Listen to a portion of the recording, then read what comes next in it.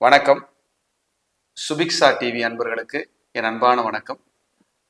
அடியேன் அவினாசி ஜோதிலிங்கம், பிரசன்ன ஜோதிட ஆராய்ச்சியாளர். இந்த சேனல் வழியாக உங்களை எல்லாம் சந்திப்பதிலே மட்டற்ற மகிழ்ச்சி. இந்த சேனலுக்காக நீங்கள் தொடர்ந்து கொடுத்து வரும் ஆதரவுக்கு நன்றி. தொடர்ந்து வழக்கம் போல எப்பவும் போல உங்களுடைய ஆதரவுகளை சேனலுக்காக கொடுங்க, சப்ஸ்கிரைப் பண்ணுங்க, தொடர்ந்து நிகழ்ச்சியை பாருங்க.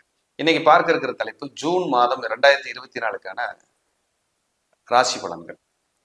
ஜூன் மாத எப்படி இருக்கு உங்களுக்கு அப்படின்னு பார்க்க போறோம்.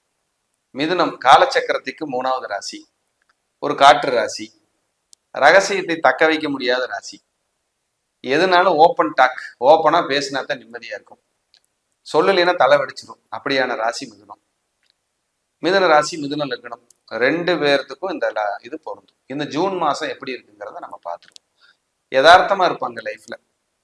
யாருக்காகவும் என்னோட பிரைவசியை நான் விட்டு கொடுக்க தயாரா இல்லைங்கிற ராசி மிதுனம், மிதுன லக்னம், மிதுன ராசிக்காரங்க அப்படின்னு ஒரு கணக்கு.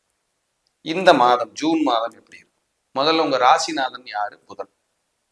அவர் 12ல இருக்காரு, 4 குடையவர். அப்ப 4ங்கிறது தாயார், லக்னம்ங்கிறது நீங்க. கண்டிப்பா 12ஆம் இடத்துக்கு வீண் விரயமும் மருத்துவ செலவும் வீண் அலைச்சலும் இருக்கும். கொஞ்சம் கவனம். சொத்துக்களை விற்கிறேன், வாகனத்தை மாத்திரங்கிறவங்களுக்கு இது சூப்பர் பீரியடு, செஞ்சுக்கலாம், அருமையாக இருக்கிறது. 2ஆம் அதிபதி சந்திரன், அவர் 2 நாளைக்கு ஒரு தடவை மாறிக்கிட்டே இருப்பாரு.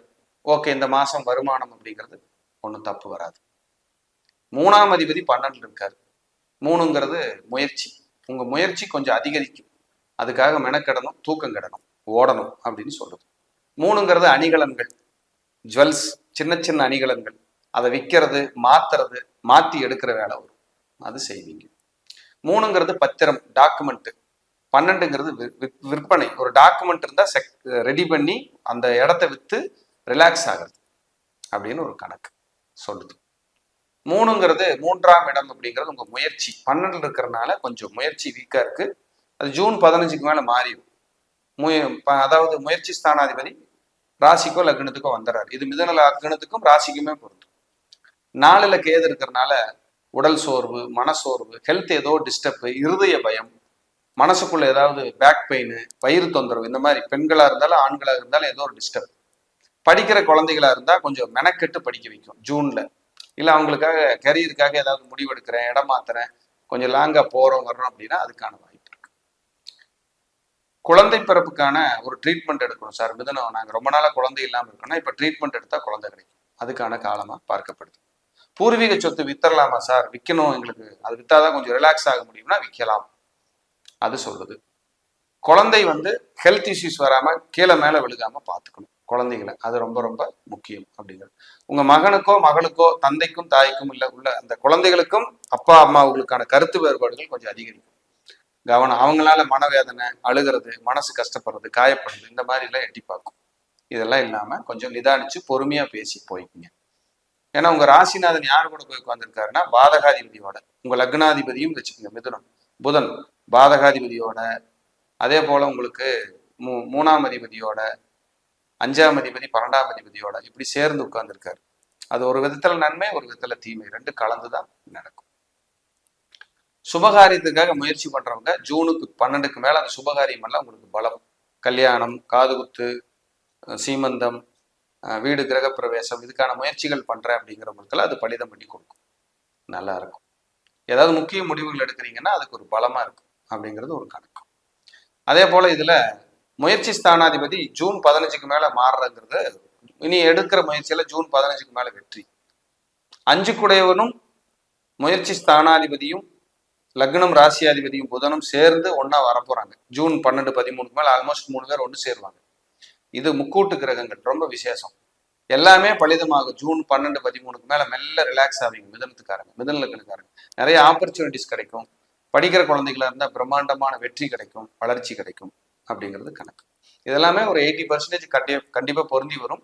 உங்களுடைய சுய ஜாதகத்தையும் நீங்க பார்த்துட்டீங்கன்னா இன்னும் கூடுதல் பலமாக அது இருக்கும் அப்படிங்கிறதுல மாற்றுக்கிறது கிடமே இல்லை.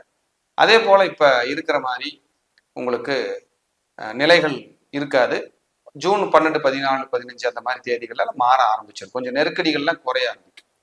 6ஆம் அதிபதி 11 இருக்கிறதால் வழக்கு வெற்றி, வியாதியினால் ஏற்படக்கூடிய வியாதிக்கான இது வெற்றி, அதாவது வியாதி போய் நலம் பெறது, வம்பு வழக்கு எதிரிகளை வெல்லுகிறது, சத்துருக்களை சம்ஹாரம் செய்கின்ற மாதிரியான ஒரு அமைப்பு. சம்ஹாரம்னு என்ன? அந்த பகையை முறியடிக்கிறது. போப்பா பார்த்துக்கலாம் அப்படின்னு. வழக்கு வெற்றி, வழக்கு உங்களுக்கு சாதகமாக வரக்கூடிய காலம்.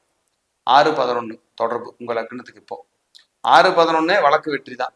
ஒரு விசேஷம், ஒரு விபரீத ராஜயோகம் மாதிரி. அது நல்ல வேலை செய்யும். குழந்தைகளுக்கு ஹெல்த் இஷ்யூஸ் வராமல் பார்த்துக்கணும். இதுல 7ஆம் அதிபதி 12ல போய் மறையிறார் குரு. அப்ப உங்களுக்கும் உங்க மனைவிக்கு கருத்து வேறுபாடு வராமல் பார்த்துக்கணும். அதோட ரொம்ப ரொம்ப முக்கியம் உங்க பார்ட்னரோட கருத்து வேறுபாடு வராமல் பார்த்துக்கணும். 2வது குழந்தை இருந்தால் ஹெல்த் இஷ்யூஸ் வராம முன்னெச்சரிக்கையா நடவடிக்கை எடுத்துக்கிறது ரொம்ப ரொம்ப நல்லது அப்படின்னு ஒரு கணக்கு. மனைவி பேர்ல இருக்கிற சொத்துக்கள், பார்ட்னர் பேர்ல இருக்கிற சொத்துக்கள் எல்லாம் வித்து நான் ரிலாக்ஸ் ஆகணும்னா நினைக்கிறேன். 8ஆம் அதிபதி 9ல் இருக்கிறதால ஆயுள் பங்கம் இல்லை, கவலைப்பட வேண்டாம். பயம் இருக்கு நிறைய பேருக்கு, மரண பயம், எனக்கு அப்படி ஆயிருமோ. இது ஓரளவுக்கு சுமூகமாக இருக்கிறது. இது உங்க சுயஜாதத்தை வச்சு நம்ம அப்புறம் பரிசோதனை பண்ணா அது இன்னும் கூடுதல் பலனை சொல்லும். 10ல் ராகு, 10ல் ஒரு பாவியாவது இருக்கணும், பாம்பாவது இருக்கணும். 10ல் பாம்பு உட்கார்ந்துருக்கு, ராகு. அப்ப தொழில் மேன்மை உண்டு. 11ல் செவ்வாய், அது ஒன்றும் மோசம் கிடையாது. 11ல் செவ்வாய் இருக்கு, உபஜயஸ்தானம். ஆனா 12ல் 4 கிரகம் போய் உட்காந்துருக்கு மாச ஆரம்பத்திலேயே. அது ஜூன் 12, 13, 14க்கு மேலதான் மாற ஆரம்பிக்குது. மாறும்போது ஜூன் மாசம் முதல் பாதி கஷ்டமாகவும் 2வது பாதி விமோச்சனமாகவும் இருக்கும். வளர்ச்சியை நோக்கி பயணம் சூப்பரா இருக்கும். அதே போல புதிய திருமணம், குழந்தை பேரு, இதுக்கான முயற்சிகள் எல்லாம் பலிதமாகக்கூடிய காலமாக அது பார்க்கப்படுது. இப்ப ஜூன் மாசம் ஆல்மோஸ்ட் மிதுன லக்னம், மிதுன ராசி அன்பர்களுக்கு நல்லா இருக்கும். அதே போல பிரம்மாண்ட சொத்துக்களுக்கு நீங்கள் அடி போடுறீங்க, ஒரு நல்ல விஷயமா இருக்கு, வளர்ச்சி அடையணும் அப்படின்னா அதுக்கான முயற்சி எடுக்கும் போது மிதுன ராசி, மிதுன லக்ன நண்பர்களுக்கு ஒரு பிரம்மாண்டமான ஒரு வளர்ச்சி கட்டாயம் அது கொடுக்கும். 12ஆம் இடத்துல 4 கிரகம் இருக்கிறதால நிறைய வெளியூர் போறது, வெளிநாடு போறது, பயணம் பண்றது, கும்பாபிஷேகத்துக்கு முன்னாடி நிற்கிறது, இந்த கும்பாபிஷேகத்துக்காக ஏதாவது பண்றது, 2வது தொழிலை ஊக்குவிக்கலாம்ங்கிற எண்ணம் எல்லாம் இந்த மிதுன லக்னம், மிதுன ராசிக்கு இப்போ அதிகமாக வரும். அதுக்கான பார்ட்னர் வருது, இல்லை குழந்தைகளால சப்போர்ட் கிடைக்கிறது, குழந்தைகளே நிர்வாகத்தை பார்த்துக்கிறது, இதுக்கு நான் முயற்சி பண்ணிட்டு இருக்கிறேன் சார்னா இதெல்லாம் பர்ஃபெக்டா நடக்கும். ஒரு புதிய யுத்தியை உங்களுக்கு ஜூன் 12க்கு மேல் கிரகங்கள் கொடுக்க தயாராக இருக்கிறது. பெற்றுக்கொள்ள நீங்கள் தயாராக இருந்தால் ஜூன் 12க்கு மேல் இந்த ஜூன் மாதம் நிச்சயமாக ஒரு மாற்றத்தை கொடுக்கும். உங்களுக்கு பெருமாள் வழிபாடு, குறிப்பாக சக்கரத்தாழ்வார் வழிபாடு, குறிப்பாக திருமோகூர் சக்கரத்தாழ்வார் மதுரை பக்கம் பிரார்த்தனைகள் வைங்க. நல்லது நடக்கட்டும். வாழ்க வளமுடன். நன்றி, வணக்கம்.